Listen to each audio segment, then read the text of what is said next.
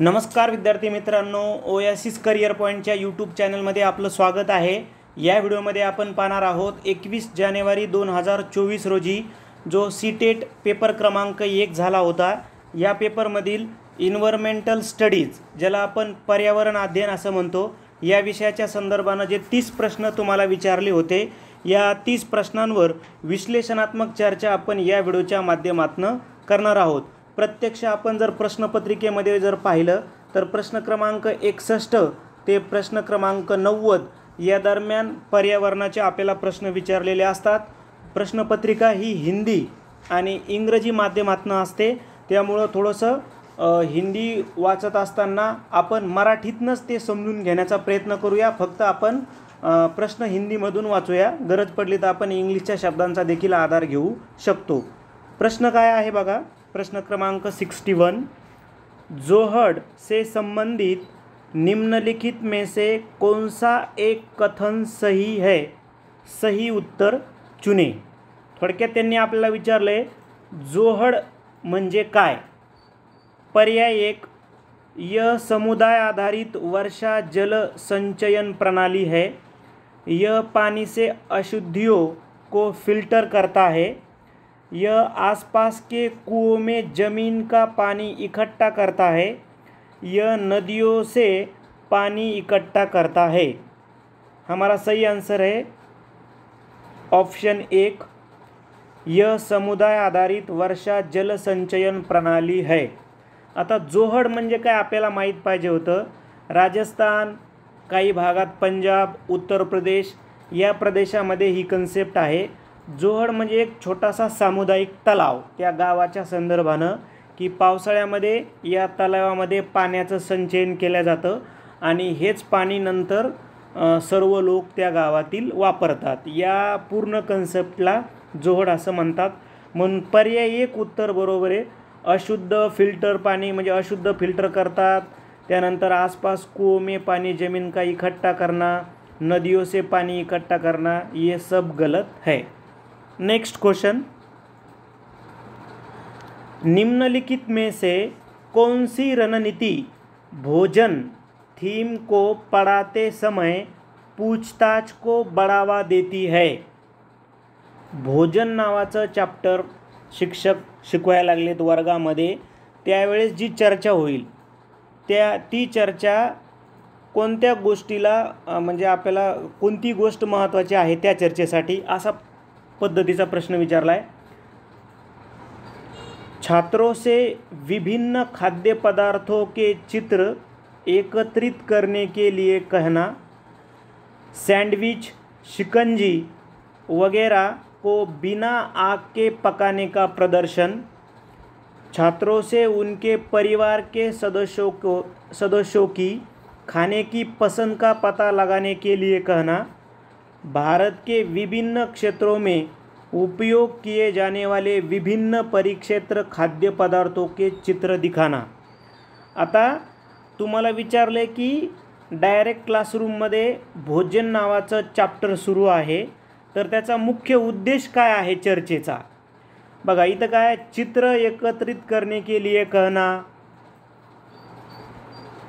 Sandwich शिकंजी बिना आग के बनाने का प्रदर्शन, म्हणजे ऑप्शन 1, ऑप्शन 2 आणि ऑप्शन 4 हे अध्यापन संपल्यानंतर आहे, म्हणजे टीचिंग कंप्लीट झाल्याच्या नंतरच्या प्रोसेस आहेत।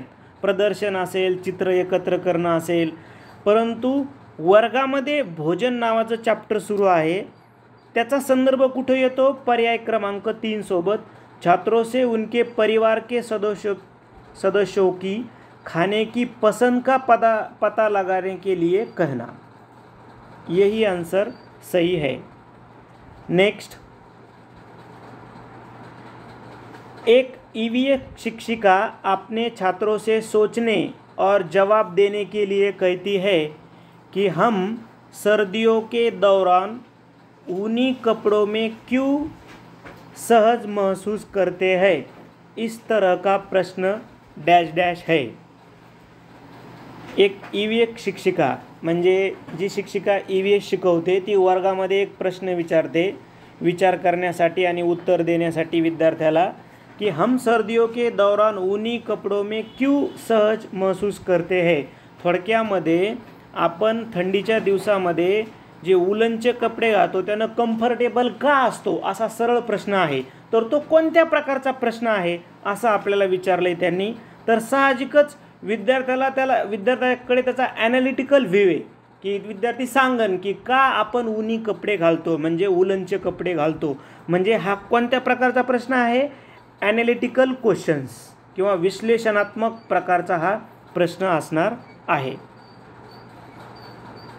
नेक्स्ट क्वेश्चन, एनसीईआरटी के ईवीएस पाठ्यपुस्तक के एक अध्याय में वहीदा का प्रिज्म और नौसेना में डॉक्टर के रूप में उन अनुभवों का वर्णन है, इसे शामिल करने के क्या कारण है। वर्ग चौथीचा जो एनसीईआरटी आहे या एनसीईआरटीमध्ये हे प्रकरण आहे। तर हे प्रकरण वर्ग चौथीच्या एनसीईआरटीमध्ये का समाविष्ट केले गेले असा सहज प्रश्न आहे। तर आता प्रत्यक्ष तुम्हाला वर्ग चौथीची एनसीईआरटीमधलं हे जे प्रकरण आहे वहीदा प्रिज्म, ज्या डिफेन्स ऑफिसर होत्या नेव्हीमध्ये डॉक्टरचं काम करायच्या, तो जर तुम्हाला प्रकरण माहिती आहे तर तुम्हाला हे उत्तर कळेल। म्हणजे डायरेक्ट टेक्स्ट बुकवर आधारित त्यांनी आपल्याला क्वेश्चन हा क्रिएट केलेला आहे। एक पर्याय वाचूया। उनका अनुभव लैंगिक रूढ़ियों को चुनौती देना है, सही है। एक महिला असून देखील त्या नेव्हीमध्ये डिफेन्स ऑफिसर आणि डॉक्टरचं काम करतात, ठीक है। उसकी कहानी सशस्त्र बलों में एक चिकित्सा अधिकारी के जीवन में एक झलक देती है, बी सही है। यह समझना कि प्रिज्म 7 रंगों को दर्शाता है, सी गलत है। कारण आपल्याला माहिती आहे ज्यावेळेस तुम्ही प्रकरण पूर्ण वाचता तर त्याच्यामध्ये तिचे वडील तिला प्रिझम म्हणायचे की जसं 7 रंग तो दाखवतो प्रिझम, त्या पद्धतीनं म्हणजे ते एक सिम्बॉलिक आहे त्याच्या, म्हणजे प्रिझम म्हणतात त्यामुळं ते प्रकरण नाही आलं चौथीच्या केव्हीएसमध्ये म्हणजे ईव्हीएसमध्ये, ठीक आहे। हे आपल्याला समजलं पाहिजे। डी, उसके सामने आने वाली कठिनाइयों और उनसे निपटने का तरीकों को समझना। यस, एक नेव्हीमध्ये डिफेन्स ऑफिसर आहे, डॉक्टर आहे वहीदा, आणि तिच्यासमोर ज्या काही समस्या आल्या त्या तिनं कशा सोडवल्या यासाठी विद्यार्थ्यांना मार्गदर्शन व्हावं म्हणून तो पाठ क्रिएट केला आहे का एनसीईआरटीनं, तर यस, म्हणजे डी पण त्याच्यामध्ये येईल। म्हणजे ए बी डी असं कुठं दिलं आहे ते आपल्या प्रश्नाचं उत्तर आहे ए बी डी। तर पर्याय क्रमांक 4 बी डी उलटं दिलं आहे, काही प्रॉब्लेम नाही, पर्याय 4 हे आपल्या प्रश्नाचं उत्तर आहे। त्यानंतर कक्षा 3 के ईवीएस शिक्षक एलेक्स ने हम चीज़ें कैसे बनाते हैं या थीमवर आधारित कक्षामध्ये एक ॲक्टिव्हिटी घेतली। थीम की शुरुआत करते हुए आपने छात्रों को कागज़ की रंगीन पट्टियाँ को काटने और पट्टियाँ को चटाई बनाने में मदद की। एक सुंदर चटाई बनाने के लिए किनारों को एक साथ चिपकाया जाता है। निम्नलिखित में से किस उद्देश्य से एलेक्स को अपने छात्रों का ध्यान केंद्रित करने में मदद करनी चाहिए। एक ॲक्टिव्हिटीज घेतली वर्गामध्ये एलेक्स नावाच्या टीचरनं, आणि कागद कापून त्याच्या पट्ट्या तयार करून विविध रंगाच्या, ठीक आहे, तर ते सगळं करून एक चटई क्रिएट करायला विद्यार्थ्यांना सांगितली। तर त्याचा नेमके उद्देश काय काय होते पर्याय वाचून विचार करूया। रंग पैटर्न के बारे में सीखना और सौंदर्य बोध विकसित करना, बरोबर आहे, पर्याय ये बरोबर आहे। विद्यार्थ्यांना रंग आणि सौंदर्य बोध विकसित करण्यासाठी त्यांनी हे केलं। इस गतिविधि को बुनकारों द्वारा की जाने वाली बुनाई से संबंधित करना, मतलब बी भी सही है। मतलब जो असल में चटाई बनाने वाले लोग हैं उनका जो कार्य है वो विद्यार्थी को समझ में आना चाहिए, ये भी टीचर का उद्देश्य था। चटाई को बनाने की विधि के चरणों को याद करना। आता सी बघा ना, सहज आपल्याला सी बाहेर काढता येतो, कारण विद्यार्थ्यांना चटाई बनवण्याचा हा उद्देश नव्हता की याच टप्प्यामध्ये चटाई बनवली पाहिजे, म्हणजे ती प्रक्रिया, त्याचे टप्पे, पायऱ्या हे समजून सांगणं उद्देश नव्हता. रंग, सौंदर्य, जे विणकर असतात चटाई बनवणारे, त्यांचं जीवन कसं आहे, म्हणजे ते किती हार्ड काम आहे, हे त्या ॲक्टिव्हिटीमधून विद्यार्थ्यांना समजून द्यायचं होतं. म्हणजे ये बरोबर आहे, बी बरोबर आहे, सी नाही. आकर्षक रंगों के पेपर चुनना, स्ट्रिप्स के पूरी तरह से काटना सीखना, ये भी सही होगा. कोणता रंग, म्हणजे रंगसंगती विद्यार्थ्यांना कळावी असा थोडक्यात मराठीमध्ये त्याचा अर्थ होणार आहे. म्हणजे ए बी डी. मग ए बी डी कुठं आहे, तर पर्याय 1 मध्ये ए बी डी दिलेलं आहे. त्यानंतर प्रत्येक परिवार में सदस्यों की संख्या और पानी की अनुमानित मात्रा की खपत का पता लगाने के लिए छात्र अपने घर और पड़ोस में एक सर्वेक्षण करते हैं. इस गतिविधियों के माध्यम से कौन से कौशल और प्रक्रिया विकसित की जाती है. एक सर्वेक्षण दिले विद्यार्थ्यांसाठी की पाणी आणि सदस्यांची संख्या, किती पाणी वापरतात पर हेड, यामधनं म्हणजे या ॲक्टिव्हिटीजमधून कोणते कौशल्य आणि प्रक्रिया विद्यार्थ्यांमध्ये विकसित होतील. तर पर्याय वाचलं कीच आपल्याला लक्षात येईल बघा. प्रश्न पूछना, प्रयोग करना, पर्यावरण के प्रति संवेदनशीलता. आता प्रयोग करना मतलब ये एक्सपेरिमेंट नहीं है, ये सर्वेक्षण है, मतलब ये तो कट हो जाएगा. पूछताछ, परिणाम निकालना, अभिव्यक्ति, ये सही है. तीसरा परिकल्पना नहीं, परिकल्पना तो रिसर्च में होती है, अनुमान रिसर्च में होता है, प्रयोग रिसर्च में होता है. मतलब म्हणजे आपण फक्त एवढं जरी लक्षात घेतलं की प्रयोग कट केला आपण, बघा इथं प्रयोग आहे, इथं परिकल्पना आहे, तरी पण आपल्याला लक्षात येतं की पर्याय 2 हे उत्तर घेऊ शकतो, कारण या ॲक्टिव्हिटीमधून पर्याय 2 शक्य आहे.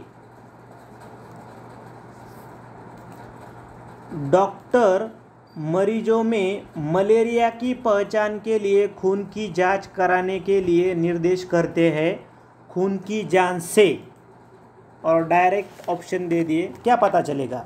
मलेरिया है, खून की जांच करने के लिए बोले, खून की जांच से क्या पता चलता है. ठीक है. ऑप्शन 1, उसमें उपस्थित हीमोग्लोबिन का पता चलेगा.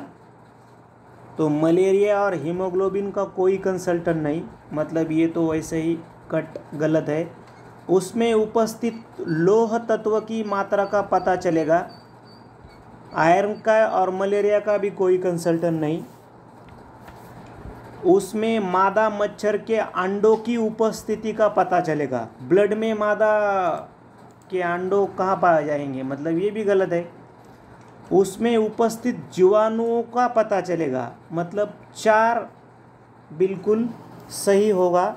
आपको भी मालूम है, आपने अब आप साइंस में पढ़ा होगा कि जो मलेरिया होता है, जो प्लाज्मोडियम ग्रुप का जो माइक्रोबीज है उससे होता है.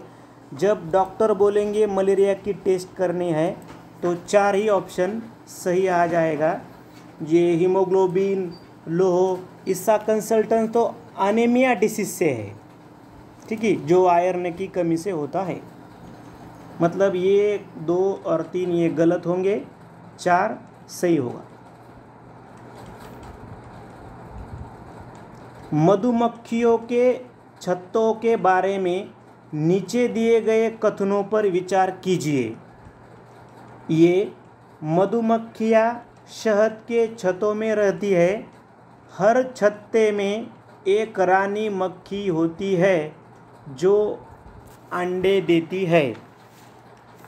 एक रानी मक्खी होती है पूरे छत्तों में, तो ये सही है, और रानी मक्खी ही अंडे देती है, मतलब ये सही है.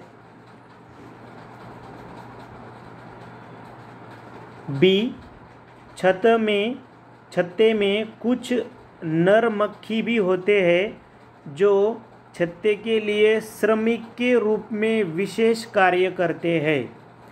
अब यहाँ बी गलत है. जो मधुमक्खियों में से जो नर मक्खियाँ है ये सिर्फ रिप्रोडक्शन के लिए काम आती है. रिप्रोडक्शन कंप्लीट होने के बाद उनकी डेथ हो जाती है नर मधुमक्खियों की, ना कि वो विशेष कार्य करती है वहाँ। मतलब बी गलत है। सी, छत्ते में अधिकांश मादा मक्खियाँ श्रमिक मक्खियाँ होती है, दिन भर छत्ते को बनाने और बच्चों का पालन पोषण कार्य करती है। सी गलत है। जब तक मधुमक्खियाँ यंग है तो ही छत्तों और बच्चों का पालन पोषण करती है। जब वो ओल्ड हो जाती है, वृद्ध हो जाती है, तो वो शहद इकट्ठा करने के लिए बाहर पड़ती है, बाहर निकलती है। मतलब सी भी गलत है, पूरा सही नहीं है। श्रमिक मक्खी शहद के लिए एक रस की खोज के लिए लीची के फूलों को चारों ओर चक्कर लगाती है। श्रमिक मक्खी का यही काम है कि फूलों की ओर चक्कर लगाना और शहद इकट्ठा करना। मतलब डी सही है। ये और डी सही है, ऐसा कौन सा ऑप्शन है? ऑप्शन 4।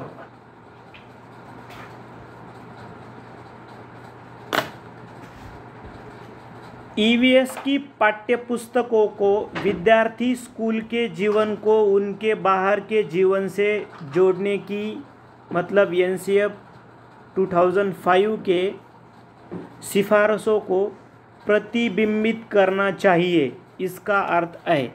मतलब जो 2005चा जो एनसीएफ होता त्यावर आधारित आपल्याला प्रश्न त्यांनी विचारला आहे। पर्याय एक काय म्हणते बघा, विद्यार्थी ईवीएस के महत्वपूर्ण अवधारणाओं को याद करने के लिए बाध्य है।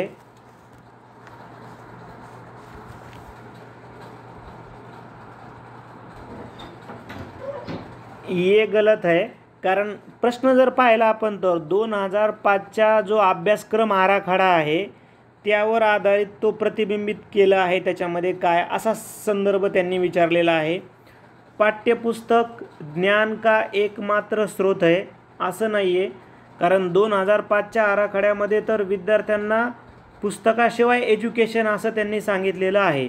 म्हणजे एक पण कंप्लीट बरोबर नाही आणि दोनही नाही, एक नहीं, दो नहीं, तीन बघा। पाठ्यपुस्तक विद्यार्थियों के उनके आसपास के सभी स्रोतों के माध्यम से ज्ञान का निर्माण करने में सहायता करता है। एक सहायक म्हणून पाठ्यपुस्तकाकडे बघायचं, म्हणजे 3 बरोबर असणारे। शिक्षकों को पाठ्यपुस्तकों का शिक्षण अधिगम संसाधनों में एक संसाधन के रूप में उपयोग करने की आवश्यकता है। नहीं, पाठ्यपुस्तकाला एवढं त्यांनी महत्त्व दिलं नाही। 2005च्या आराखड्यामधला संदर्भ त्यांनी विचारला आहे, म्हणजे पर्याय 3 हेच उत्तर आपलं असणार आहे। त्यानंतर नेक्स्ट क्वेश्चन काय आहे बघा, पक्षियों का अध्ययन करने वालों ने यह प्रेक्षण किया है कि पक्षियों की एक विशेष प्रजाति में नर पक्षी अपने अपने घोंसले बनाते हैं। मादा पक्षी उन सभी घोंसलों को देखती है, उनमें से जो सबसे अच्छा लगता है उससे ही वह अंडे देने का निश्चय करती है। इस पक्षी का नाम क्या है? थोडक्यामध्ये आपल्याला प्रश्न विचारला आहे बघा। हे जे आहे हे पर्यावरण अध्ययनचे जे NCERTचे बुक्स आहेत 1 ते 5वी पर्यंतचे, त्यावर आधारित हे प्रश्न त्यांनी क्रिएट केलेले आहेत। असा कोणता नर पक्षी आहे की तो घरटे बनवतो, त्यानंतर मादा जी पक्षी आहे ती त्याची निवड करते आणि त्याच घरट्यामध्ये ती अंडे घालते, तर तो पक्षी आहे विवर पक्षी, पर्याय 2। आता हे तुम्हाला सर्च आणि प्रत्यक्ष वाचनच करावं लागणार आहे। त्यानंतर निम्नलिखित कथन ए तथा कथन बी को ध्यान से पढ़े तथा सही विकल्प को चुनाव करें। लगभग 4700 वर्ष पूर्व सिंधु तथा इसकी सहायक नदियों के किनारे कुछ आरंभिक नगर फले फूले। ये सही है, क्योंकि हड़प्पा और सिंधु संस्कृति का लगभग हमने एज काउंट करा तो 5000-4000 साल पुराना है। मतलब ये सही है। गंगा तथा इसकी सहायक नदियों के किनारे नगरों का विकास लगभग 1500 वर्ष पूर्व हुआ। ये गलत है। उससे पहले ही यानी सिंधु और गंगा ये दोनों घाटी में साइमल्टेनियसली सिविलाइजेशन का विकास हुआ है। मतलब बी गलत है, ये सही है। तो इसका आंसर है ये सही है किंतु बी गलत है, यानी ऑप्शन 3। नेक्स्ट, निम्नलिखित में से कौन बाल केंद्रित रणनीतियों का सबसे अच्छा दर्शाता है? बाल केंद्रित रणनीतियाँ मतलब जो म्हणजे विद्यार्थी केंद्रित कोणत्या ॲक्टिव्हिटीज आहेत असा सरळ सरळ प्रश्न विचारला बघा। चर्चा, प्रदर्शन, व्याख्यान और सर्वेक्षण। आता याच्यामध्ये जर बघितलं आपण प्रदर्शन और व्याख्यान ये तो टीचर सेंटर्ड स्ट्रैटेजी है, और चर्चा और सर्वेक्षण ये स्टूडेंट सेंटर्ड स्ट्रैटेजी होगी, क्योंकि चर्चा और सर्वेक्षण में स्टूडेंट प्रत्यक्ष पार्टिसिपेट रहता है, एक्टिव रहता है, इसलिए चर्चा और सर्वेक्षण ही बाल केंद्रित रणनीतियों में शामिल होगी।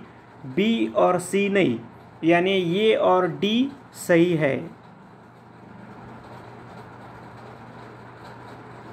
पोचमपल्ली खूबसूरत डिज़ाइन के चमकदार रंगों की सीढ़ियाँ और विशेष प्रकार की बुनाई जिसे भी पोचमपल्ली ही कहा है के लिए विख्यात जिला है।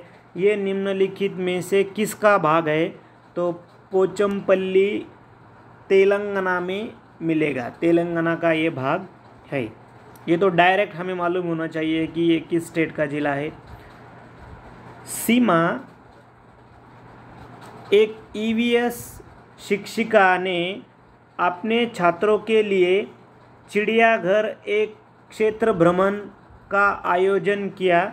निम्नलिखित में से कौन चिड़ियाघर की यात्रा के सबसे उपयुक्त उद्देश है? एका शिक्षिकेनं चिड़ियाघर यानी झू म्हणजे प्राणी संग्रहालयात जायचं, भेट द्यायची, भेटीचं आयोजन केलं आहे।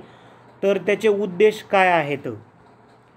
चिड़ियाघर के जानवरों के नाम याद करना, चिड़ियाघर के जानवरों के नाम याद करना हे त्याचा उद्देश नाही ना। तिथं गेल्याच्या नंतर म्हणजे प्राणी संग्रहालयामध्ये गेल्याच्या नंतर ज्या प्राण्यांना नावं देण्यात आलेत ते आठवणं हे काही त्याचा उद्देश नाही। म्हणजे ये त्याचा उद्देश होऊ शकत नाही की प्राणी संग्रहालयाला भेट देण्याचा।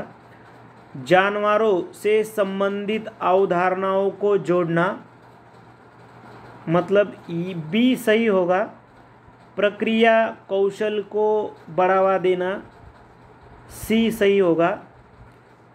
चिड़ियाघरों में छात्रों के सीखने का आकलन, डी सही होगा। सिर्फ ये उद्देश्य नहीं होता, मतलब सिर्फ जानवरों के नाम याद करना, मतलब बी सी डी इसका सही आंसर होगा, जो ये के विपरीत है। बी सी डी यानी ऑप्शन नंबर 2। एक ईवीएस शिक्षिका ने अपने छात्रों को जानवरों के बारे में पढ़ाया और उन्हें निम्नलिखित कार्य करने के लिए कहा। आसपास के विभिन्न जानवरों के नाम लिखिए।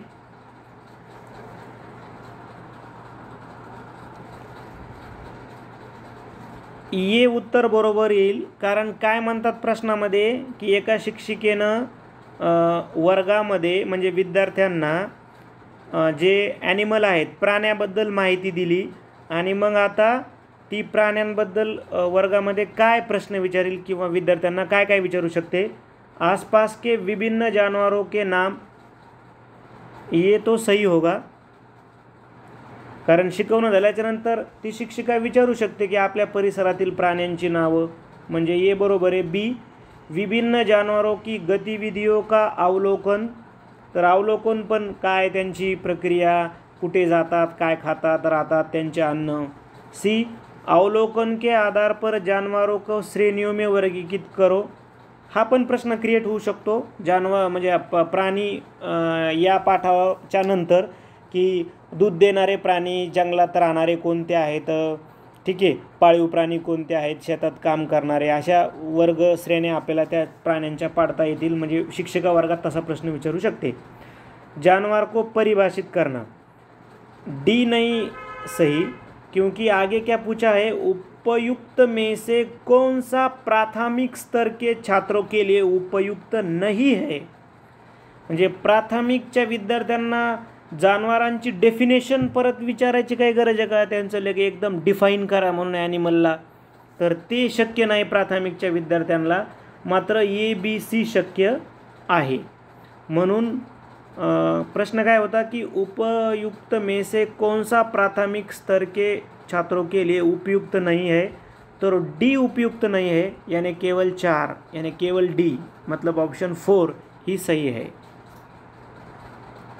हरियाणा के सीमांवर्ती राज्य, हरियाणाला लागून असणारे राज्य कोणते आहे तर बघा, हिमाचल प्रदेश आहे, राजस्थान पण आहे आणि उत्तर प्रदेश पण आहे, म्हणजे पर्यायी एक उत्तर आहे।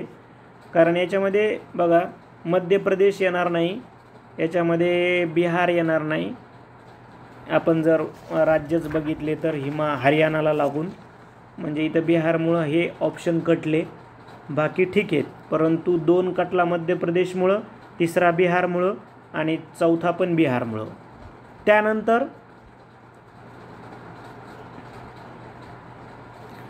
कथन ए तथा आर को ध्यान से पढ़े तथा निम्नलिखित प्रश्नों का उत्तर दे। रेशम का कीड़ा अपनी मादा को उसकी गंध से कई किलोमीटर दूर की पहचान कर लेता है, ये सही है। कुछ मादा कीड़े फेरोमोन्स छोड़ते हैं जिसके गंध को नर कीड़े पहचान लेते हैं, मतलब आर बी सही है। दोनों कथन ये और आर सही है तथा आर ये की सही व्याख्या करता है, यानी ऑप्शन 1 सही है। ये आपको सर्च करना पड़ेगा तभी वो मिल जाएगा, ठीक है।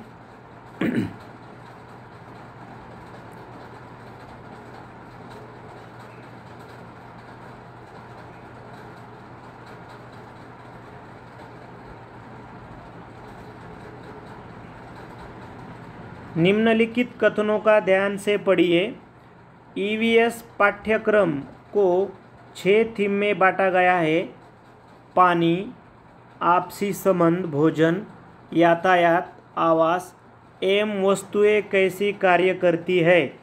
ईवीएस के थीम बच्चों के जीवन के बहुत करीब है, मतलब 2 तो सही है, मतलब 1 गलत होगा, म्हणजे यामध्ये कथन 1 रॉंग आहे, मात्र कथन 2 योग्य आहे, ठीक आहे। आता का योग्य आहे, आता हे आपण आपल्या सोयीसाठी इथं कॉपी पेस्ट केलं। तुम्ही जर CTT पेपर क्रमांक 1चा जर सिलेबस पाहिला, त्याच्यामध्ये EVSच्या 6 थीम दिलेल्या आहेत, 6 थीम आपल्याला दिलेले आहेत, त्यावर आधारित डायरेक्ट प्रश्न विचारला आहे। दरवर्षी या 6 थीमवर प्रश्न विचारतात, 1-2 प्रश्न विचारतात। या प्रश्नपत्रिकेवर 3 प्रश्न विचारलेत या थीमवर आधारित, म्हणून या 6 थीम पाठ करा। कोणते 6 थीम आहेत, फॅमिली अँड फ्रेंड्स, ज्याच्यामध्ये उपा आहेत relationship, work and play, animals and plants, हे याच्यामध्ये येत नाही, म्हणजे या प्रश्नामध्ये आलेलं नाही। फूड आला आहे, हे बघा फूड आलं आहे, शेल्टर आलं आहे, वॉटर पण आहे, ट्रॅव्हल याने ट्रान्सपोर्ट थोडासा बदलून आलं, things we make and do, पण इथं आहे हाऊ थिंग्स वर्क, म्हणजे हे पण थोडंसं रॉंग आहे, ठीक आहे। म्हणून 6 थीम आलेल्या नाहीत कथनीयमध्ये, मात्र जे EVS के थीम बच्चों के जीवन के बहुत करीब है, तर यस जे विद्यार्थी आहेत त्यांच्या जीवनाशी संलग्नित आहेत या 6 थीम, म्हणजे या दिलेल्या आहे, म्हणजे ॲक्च्युअल पाठ्यक्रमामध्ये या 6 थीम आहेत, ज्या कथन 1मध्ये पूर्ण 6 दिल्या नाही, 4 बरोबर दिल्यात, म्हणून ह्या 6 थीम पाठ करा, कारण यावर आधारित दरवेळेस तुम्हाला 2 ते 3 प्रश्न विचारले जातात। यावर स्वतंत्र आपण व्हिडिओ पण बनवलेला आहे अभ्यासक्रमाचा, EVSच्या, तर ते पण तुम्ही बघून घ्या व्हिडिओ. ओयासिस करिअर पॉईंटच्या यूट्यूब चॅनलवर जाऊन प्लेलिस्टमध्ये CTETमध्ये तुम्ही जाऊ शकता. म्हणजे कथन 1 रॉंग आहे, मात्र 2 बरोबर आहे. मग आपल्याला उत्तर कोणतं निवडावं लागेल? 4. कथन 1 गलत है और कथन 2 सही है. दिए गए कथनों को ध्यानपूर्वक पढ़े एवं सही विकल्प करें. कथन ये, जाइलम जल और खनिजों को जड़ों से पौधे के बाकी हिस्सों तक पहुंचाता है. फ्लोएम भोजन को पत्तियों से बांध के विभिन्न भागों में स्थानांतरित करता है. आता जर आपल्याला हा प्रश्न मराठीतनं विचारला असता तर खूप इझी होता. आता हे जायलम म्हणजे काय, विज्ञानचा आहे संदर्भ. इथं जो ऊती आहे, टिश्यू जे आहेत, या टिश्यूवर आधारित त्यांनी आपल्याला हा प्रश्न विचारलेला आहे. म्हणजे ज्या कॉम्प्लेक्स परमानंट टिश्यू आहेत, ठीक आहे, या कॉम्प्लेक्स परमानंट टिश्यूचे द्या 2 मुख्य टिश्यू आहेत, जलवाहिन्या. जायलम म्हणजे काय, जलवाहिन्या. आणि फ्लोएम म्हणजे काय, रसवाहिन्या. मग आता जलवाहिनीचं माहिती आहे वनस्पतीमध्ये काय काम आहे, तर जलवाहिनी ह्या मुळाकडून सर्व वनस्पतीच्या भागाकडे पाणी पोहोचवतात, म्हणजे हे बरोबर आहे. आणि ज्या रसवाहिन्या आहेत, ज्याला फ्लोएम म्हणलं त्यांनी, तर या म्हणजे वनस्पतीच्या त्या पानामध्ये त्या फळाकडून सगळ्या वनस्पतीच्या फांद्यांकडे, बुडाकडे म्हणजे भागाकडे सर्व काय पाठवतात, ते अन्नाचं वहन करतात. म्हणजे बी सुद्धा बरोबर आहे. म्हणून ए और बी सही है.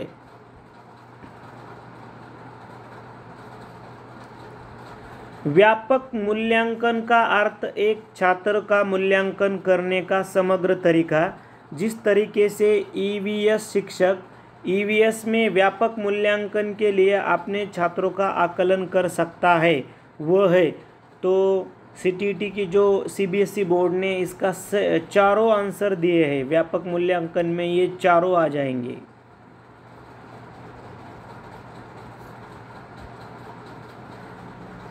रवि ने 1 गिलास जल ले लिया, उसमें उनसे 1 साबुत नींबू डाल दिया, फिर वह उस गिलास में बहुत सारा नमक डालता है, आधा चम्मच एक बार में.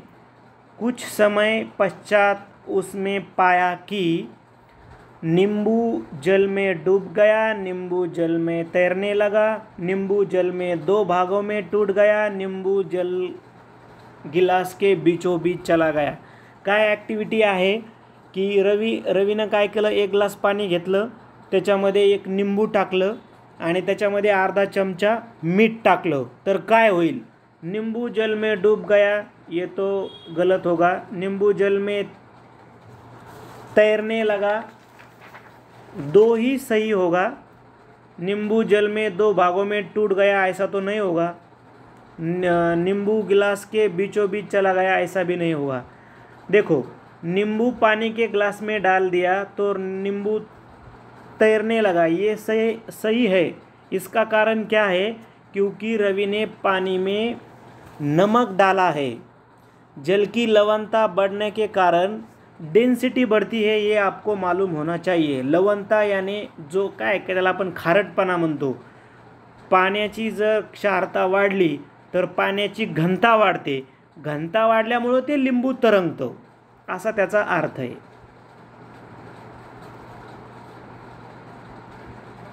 निम्नलिखित में से कौन सा समूह प्राथमिक स्तर पर EVS के थीमों को दर्शाता है. जो EVS की मेन थीम है, जो 6 थीम है, इस पर आधारित ये क्वेश्चंस है. ठीक है, तो मौसम नहीं है उसमें, ये 6 थीम है. Family and friends, food, shelter, water, travel, things we make and do. मतलब पानी है, यात्रा भी है, भोजन है, पदार्थ नहीं है, आवास है, परिवार और मित्र है, यात्रा है, प्राकृतिक संसाधन नहीं है, आवास है, यात्रा है, चीज़ें जो हम बनाते और कहते हैं, जो छठे नंबर का है वो है आवास, यात्रा, चीज़ें जो हम बनाते हैं कहते।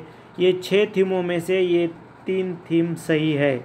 मतलब ऑप्शन 4 में जो थीम दिए वाले हैं AVS के थीम पर आधारित, जो ऑप्शन 4 सही है, क्योंकि ये जो 6 दिए वाले हैं थीम, उनमें से 3 यहाँ पे करेक्ट है, जो कि ऑप्शन 1, 2 और 3 में जो मौसम, पदार्थ और प्राकृतिक संसाधन गलत है। अल्बिरूनी के बारे में निम्नलिखित कथनों में से कौन सा कथन सही नहीं है? अल्बिरूनी एक इतिहासकार था जो मोहम्मद गजनवी के साथ आया था। इसका कालखंड देखें तो 1017 से 1020 के बीच वो गजनवी के साथ भारत में आया था, जिसने तहकीकात ये हिंद नामक पुस्तक लिखी थी। तो अल्बिरूनी के बारे में क्वेश्चन पूछा गया है। अल्बिरूनी जहाँ से आया थे उसे आजकल उज़्बेकिस्तान कहते हैं। ये सही है, क्योंकि अल्बिरूनी ख्वारिज़म का था, जो ख्वारिज़म सिटी है तो वो उज़्बेकिस्तान की है। मतलब ये सही है। 1000 से भी ज़्यादा साल पहले वह भारत आया था।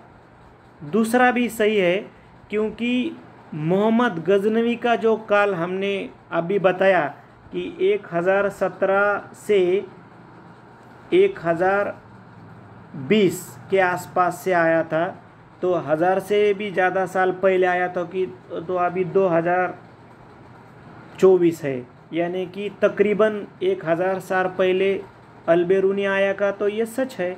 मतलब एक सच है, दूसरा सच है, उसने भारत के उस समय के तालाबों के बारे में कुछ भी नहीं लिखा है। मतलब 4 देखिए, उसने अपने लेखों में भारत के तालाबों के बनाने की तकनीक की प्रशंसा की है। 4 सही है, पहला सही है, दूसरा सही है, तीसरा गलत है।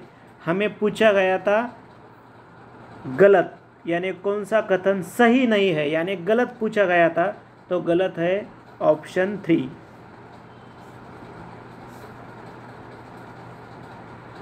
नीचे दिए कथनों में से ये और बी पर विचार कीजिए। ये कथन कहता है बोरा आसाम में उपयोग की जाने वाली धान का एक सामान्य प्रकार है। ये सही है। बोरा शाउल नामक आसाम में धान पकाया जाता है। कथन बी, धान की खेती चिकनी मिट्टी की अच्छी होती है एवं इस फसल को प्रचुर मात्रा में पानी चाहिए। बी भी सही है, क्योंकि धान को प्रचुर मतलब ज़्यादा से ज़्यादा पानी चाहिए। मतलब ये और बी दोनों सही है। पर्याय ये इस प्रश्न का आंसर सही है। नेक्स्ट क्वेश्चन, उस वस्तु का द्रव्यमान ज्ञात करिए जिसका घनत्व 12 ग्राम मिलीलीटर है तथा आयतन यानी वॉल्यूम 3 मिलीलीटर है। साइंस का क्वेश्चन पूछा है। अगर आपको मास का सूत्र याद है तो 1 मिनट में इसका आंसर निकालेंगे। मास का सूत्र है P × V, यानी P यानी घनत्व और V यानी आयतन यानी वॉल्यूम। कितना दिया है? 12 × 3। इसका आंसर है 36, यानी कि आंसर ऑप्शन 3 में है 36 ग्राम। नेक्स्ट क्वेश्चन, आप चाहते हैं कि छात्र सहपाठी शिक्षण रणनीतियों के द्वारा सीखे, आप समूह कैसे बनाएंगे?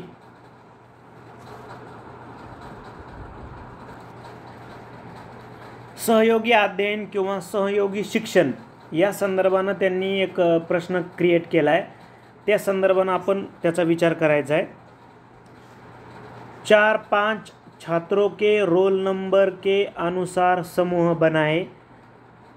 असं नाही होणार की रोल नंबरनुसार जर आपण विद्यार्थ्यांचा ग्रुप जर केला तर तो योग्य असेल।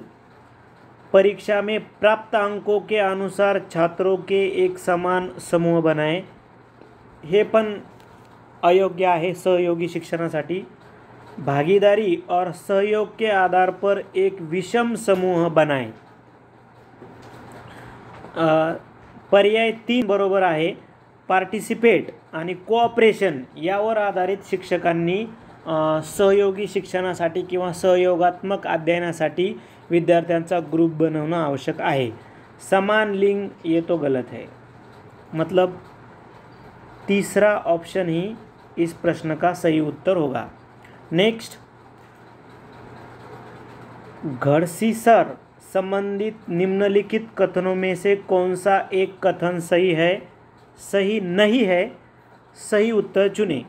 मतलब घड़सीसर एक लेक है यानी सरोवर है। राजस्थानमध्ये जो घड़सीसर तलाव आहे त्यावर आधारित आपल्याला त्यांनी प्रश्न क्रिएट केलेला आहे। ठीक आहे, घड़सीसर तलाव किंवा सरोवरवर आधारित प्रश्न आहे। तो बघूया आपण कसा आहे। तर जैसलमेर राजा घड़सी ने इसे बनाया था, ये तो सही है। 1367 में ये बनाया था। यह लगभग 650 साल पहले बनाया गया था, दूसरा भी सही होगा। यानी कि 1367 और आज का काल इसमें माइनस करें तो 650 साल लगभग, ये सही है। यह 9 तालाबों से जुड़ा हुआ था, ये भी सही है। थोड़ा इंटरनेट पे गूगल करें तो घड़ीसर लेक जो इन्फॉर्मेशन मिलेगी तो उसमें ये आपको इन्फॉर्मेशन मिल जाएगी। ये तालाब आज भी प्रयोग में है। अब भी ये प्रयोग में नहीं है क्योंकि जो सिस्टम बदला, इतिहास में अगर आपने देखा तो कई आक्रमण हुए। मतलब अब ये तालाब में बाहर से पानी लाया जाता है, जो इंदिरा गांधी कैनाल है वहाँ से पानी इस घड़ीसीसर में लाया जाता है। मतलब ये सिर्फ रॉन्ग 4 है, 1 2 3 ये सही है। तो सही नहीं है ऐसा पूछा गया था, तो ये चौथा सही नहीं है।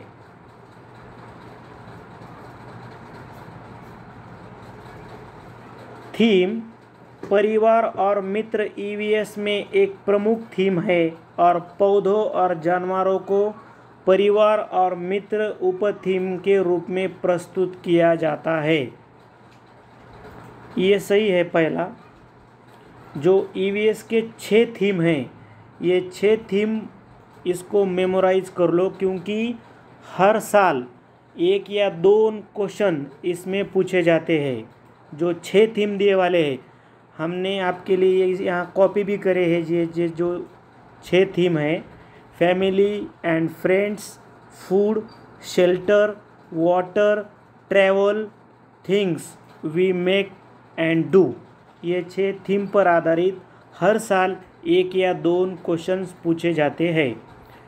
ठीक है, तो ये सही है क्योंकि परिवार और मित्र ईवीएस के एक प्रमुख थीम में है और पौधों और जानवरों को परिवार और मित्र के उप थीम के रूप में प्रस्तुत किया जाता है। मुख्य थीम काय आहे बघा, फॅमिली अँड फ्रेंड। त्याच्यामध्ये वनस्पती आणि प्राणी हे बघा इथं ॲनिमल अँड प्लांट्स उपथीमच्या संदर्भानं अभ्यासले जातात। म्हणजे अभिकथन एक बरोबर है। थीम के द्वारा मनुष्य और जीवन के अन्य रूपों की अन्योन्याश्रितता पर प्रकाश डाला गया है। मतलब उसका कारण भी सही है, यानी ऑप्शन 1 का चयन करेंगे। अभिकथन और कारण दोनों सही है और कारण अभिकथन से व्याख्या की है।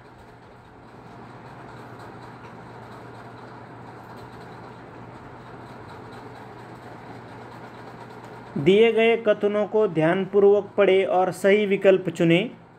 अभिकथन ये, हम अधिक ऊंचाई की तुलना में समुद्र तल पर आसानी से खाना पका सकते हैं। ये तो सही है। अधिक ऊंचाई पर पानी का क्वथनांक बढ़ जाता है। क्वथनांक यानी बॉइलिंग पॉइंट, ये रॉन्ग है। सायन्स का क्वेश्चन है, ये हमें मालूम होना चाहिए। तर बघा, आपण जर विचार केला तर मराठीमध्ये जर हा प्रश्न विचारला असता तर खूप इझी क्वेश्चन्स होता। ते काय म्हणले की अधिक ऊंचाई की तुलना में समुद्रतल म्हणजे समुद्र पातळीला लवकर आपण अन्न शिजवू शकतो का? तर यस, पहिलं उत्तर बरोबर आहे।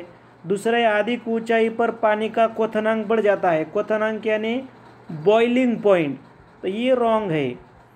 त्याचं कारण काय आहे? पाण्याचा जो बॉइलिंग पॉइंट असतो हा हवेच्या प्रेशरनुसार बदलतो। मग आपल्याला माहिती आहे की हवा प्रेशर मतलब हवेचा दाब, मग हवेचा दाब कुठं जास्त असतो तर समुद्र सपाटीवर, आणि कुठे कमी असतो तर उंचीनुसार तो कमी कमी होत जातो। म्हणून आर काय होईल? रॉन्ग होईल। म्हणून उत्तर काय घ्यावं लागेल? ये सत्य है लेकिन आर असत्य है।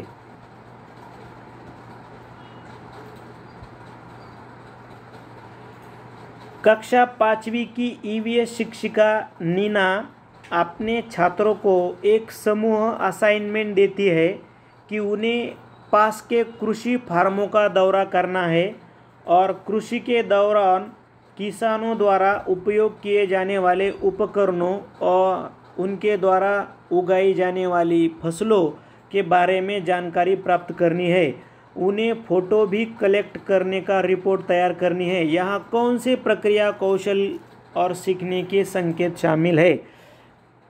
नीना नावाची शिक्षिका वर्ग 5वीच्या विद्यार्थ्यांना एका शेतीची सर्वेक्षण करायला सांगते, ज्याच्यामध्ये जे शेतकरी आहेत ते कोणते उपकरणं वापरतात, कोणते पिकं घेतात या संदर्भानं।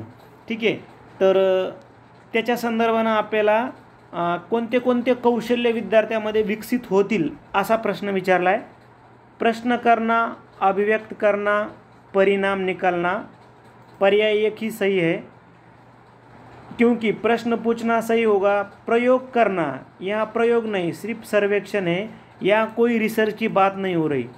परिकल्पना, इसलिए दूसरा कट जाएगा और प्रयोग के लिए चौथा कट जाएगा।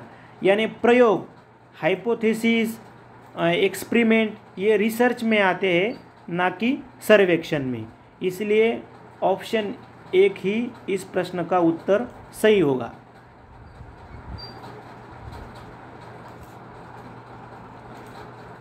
अशा पद्धतीनं आपण जिथं जिथं शक्य आहे तिथं तिथं हिंदी आणि मराठीमधून सांगण्याचा प्रयत्न केला।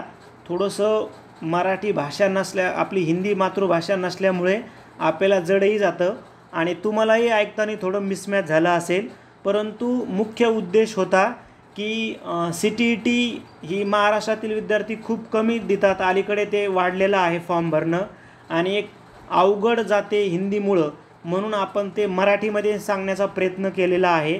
मला वाटतं निश्चित तुम्ही जर एक लक्ष देऊन जर व्हिडिओ बघितला तर तुम्हाला तो उपयुक्त ठरेल। जर तुमच्या सकारात्मक प्रतिक्रिया आल्या तर अजूनही आपण जे काही राहिलेले EVSचे व्हिडिओ आहेत आणि मानसशास्त्राचे व्हिडिओ आहेत ते पण बनवण्याचा प्रयत्न करूया। सर्व मित्रांना पाठवा। धन्यवाद।